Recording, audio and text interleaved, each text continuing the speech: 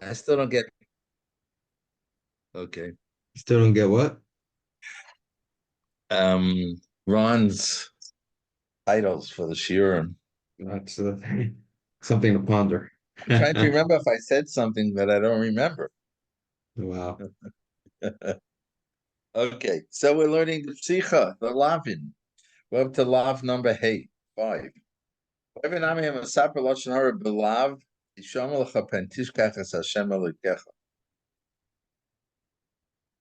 there's an interesting lav, pasuk in Devarim. Watch yourself, lest, as they say that in English, you'll forget your God. So it says hey, there's a lav for arrogancy. How does it apply to us? Since you're making fun, you're putting down your chaver.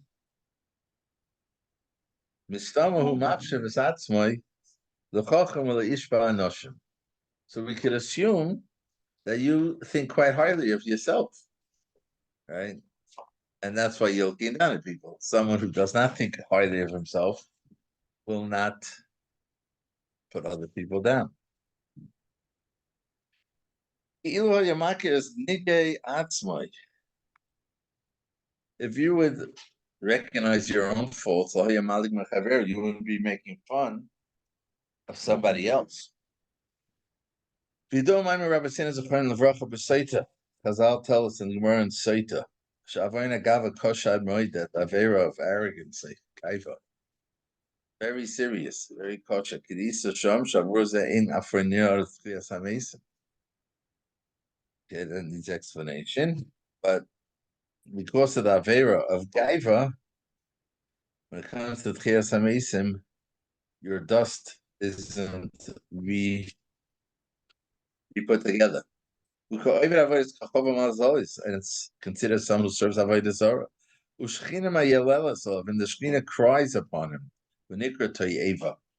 And he's referred to as a toyeva. That we know called Tovas Hashem called Gvalev. Ein Shama Gemara. ובפרט אם בסיפור של כל חבר הוא מכבד את עצמו.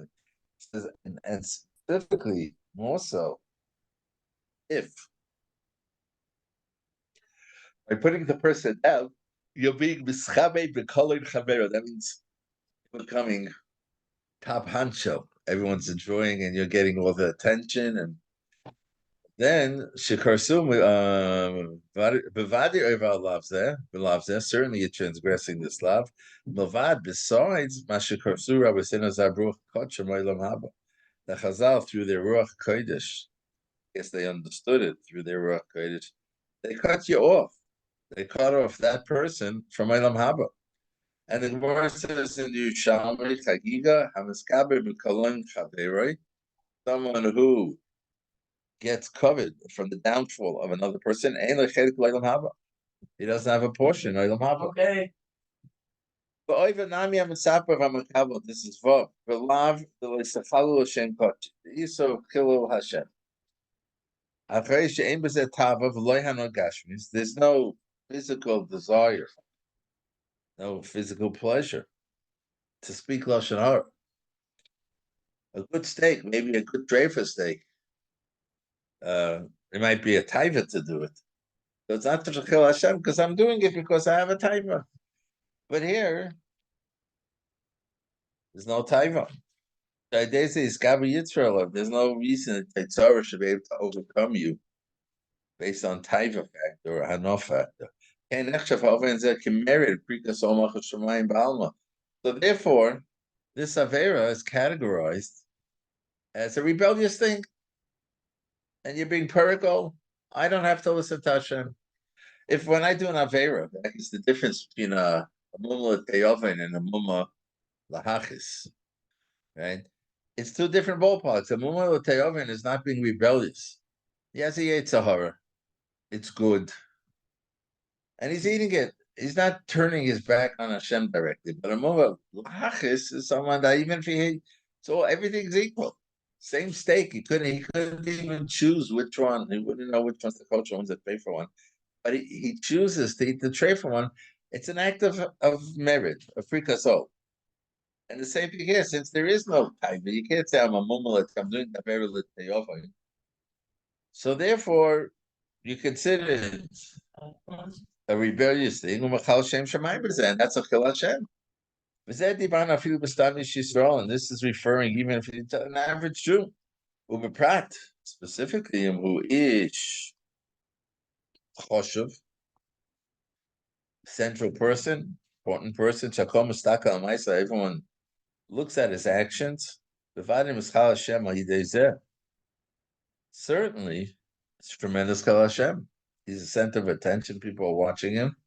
And he does such a thing. And so much more if he did it berabim. Certainly the Aver is very great. That you consider a Machal Shem Shamayim berabim. Okay, let's go on to started a little late. Let's go on to Shmiras haLashon. Now, I don't know if he's saying that there's no Chil Hashem factor at all if you do an Aver L'Teyoven, but certainly it's a whole different thing when it's not L'Teyoven, because then it's just not listening to Hashem. Don't have to listen to Hashem. Okay, we're up to Shmiras haLashon Shar HaTorah Perik Tes, which is discussing more the idea of raising your children to Torah, supporting them in Torah.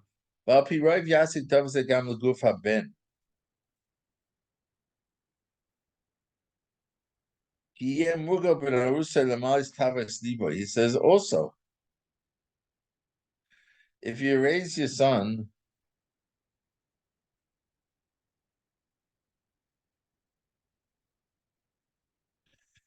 if you're raising your son, you're taking away from learning Torah so that things should be easier, quote unquote, for him in the future. So it could also hurt him physically. Because his education will be to do things via taivas. And when it comes to a situation where he can't fulfill his desires, so he'll have to break the law. He'll have to steal. He'll end up being a mafia guy. He says, he's discussed Avram. He says, now if we go to the other Ovis, and son, everyone appreciates that. Yaakov Avinu was 37 years old at the time of the kid. He was no bar mitzvah boy. And certainly if he wouldn't have acquiesced, is that the word? He would not have agreed to Avram. Avram couldn't pick him up and do it against his will. He's a 37-year-old man. Avram couldn't be forced it. So certainly we could assume that Yitzchak did this totally with a total ratzon. As the pasuk points out, there's an emphasis they went together, Yachtov, with an equal heart, just like Avram, and that we discussed before. How we know that Avram did it out of Ava. He got up early. He saddled his donkey, right? Traveled 3 days. All this is expressing how so much he wants to fulfill the Ratzon Hashem. Yitzchak went Yachtov. Mimasha Yitzchak Misratzel is it,